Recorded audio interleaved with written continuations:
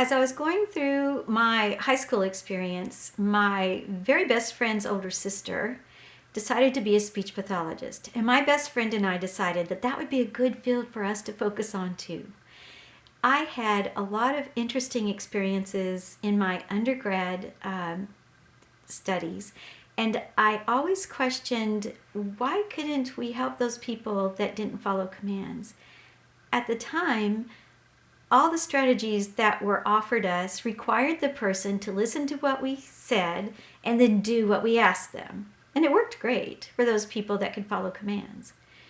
When I graduated, my very first job was working in day service centers that provided services for all ages, and they were the most involved individuals physically and cognitively in the entire community.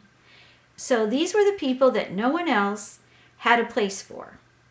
That was my caseload. So I think out of my 60 people that I was serving, and that was birth to age 80, only 2 of those people could follow commands, and none of the strategies that I had learned were helpful.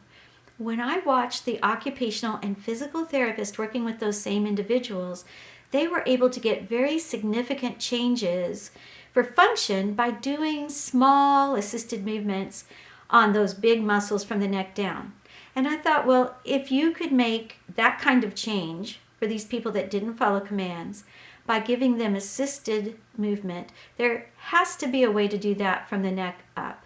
And that is what I have focused on, helping to get those small muscles moving better, even if the person does not follow commands.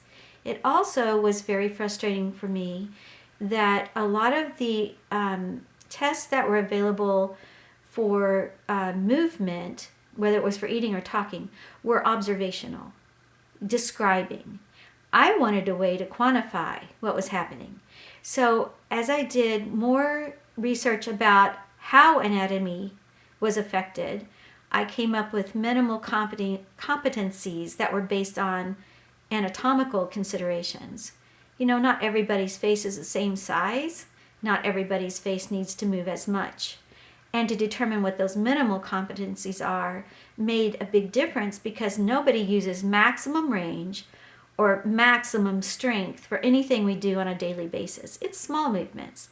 So once I had a way to assess what those movements were, I could find more systematic strategies for changing those patterns.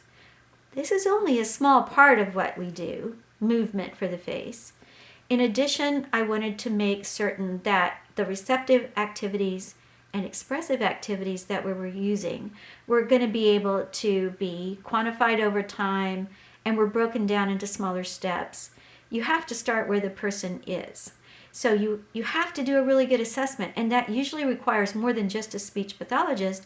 You might need information from lots of different medical individuals, lots of different therapists, and the behavior analysts. So it's a team approach, and the family knows the individual best of all. So they're the most important team member. And so from the very beginning, I've always worked as part of a team. What I'm working on now is helping to enhance muscle movement for greater control, whether it's for eating or talking. In my career, I've helped hundreds of people move from non-oral intake, that includes gastrostomy tubes, nasogastric tubes, oral gavage tubes, and jejunostomies, onto oral intake. And I've also helped hundreds of people move off a tracheotomy, so that they were breathing through their neck, to be able to no longer require a tracheotomy because now they have safe swallow. So that's a lot of work, and it's complex, and it's not easy, and it's never the same from person to person or from session to session. You need a lot of different information to help people to improve. So I learn something new every single day. What I'm working on now is a more systematic approach for neuromuscular electrical stim, especially with pediatrics. We've had really wonderful results using minimal effective dose, the least amount of input to get the best change for the muscle. It's so exciting to see a baby that's had no ability to nurse at all be able to go through a complete nursing session, get all the way to the hind milk, and mom says, for the first time, that did not hurt me to nurse, and the baby's happy. So I know there's a lot more research to come. We're working to more systematically define how each movement for the face is affecting development for sounds. Some research has already shown that if your muscles cannot move, it changes your perception of sounds, even for people that know how to speak. Well, just imagine if you can't move your face at all. So if you can't feel a muscle, you can't move it, it means a difference for how you interpret speech and language. So we want to get all those muscles moving in the very best way as soon as we can. So I want to see more research for that. I'm also advocating for a 360 real-time swallow collar.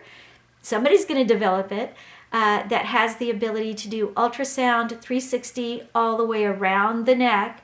So instead of doing a swallow study with x-ray that's a few seconds in duration with chemicals and radiation, instead we could use an ultrasound that goes all the way around, and you'll have a 360 view of every swallow over 24 hours, plus the computer program to analyze each of those swallows, because I don't want to do it, it'll take forever.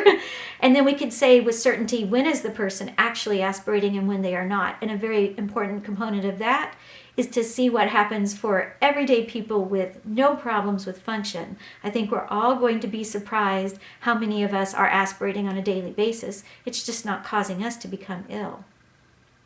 Another thing that I'd like to see happen in the very near future, instead of poking holes in the tympanum for the ear for those children that have middle ear effusion, fluid in the middle ear, rather than cutting that healthy tissue, I'd like to see a biodegradable device that is a one-way pressure flow valve that is placed on the pharyngeal end of the eustachian tube that helps that muscle opening to occur anytime there's a buildup of pressure. People often have the incorrect assumption that you get fluid in your ears from swimming. It is a closed system.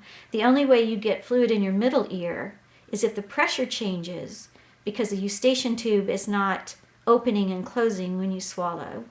So that negative pressure occurs in the middle ear, fluid is pulled into that area from the other tissue. That's how you get middle ear infusion. And if that fluid stays there, it can become an infection. But I think we have a lot of individuals who have middle ear fluid, which makes it more difficult for them to hear the subtleties of speech, like all the sounds that have a high frequency like S and T and P. They can't hear them. They hear vowel sounds. So it sounds like when you're underwater and you hear speech, or it's like walking around with your fingers in your ears. So I want to see a one-way pressure valve that they could just glue in. You don't even have to have surgery. Just glue it in at the pharyngeal end of the eustachian tube. It stays in for a certain amount of time and then it just dissolves. It's biodegradable. Wouldn't that be wonderful? Because then the person doesn't have to undergo surgery, and then there's not a scar on the eustachian tube. So I think that's going to be coming about. So I think it's a wonderful time for all therapists and all families, because we have a lot more technology and we have a lot more opportunities to make changes happen. But the most important thing is we can't give up.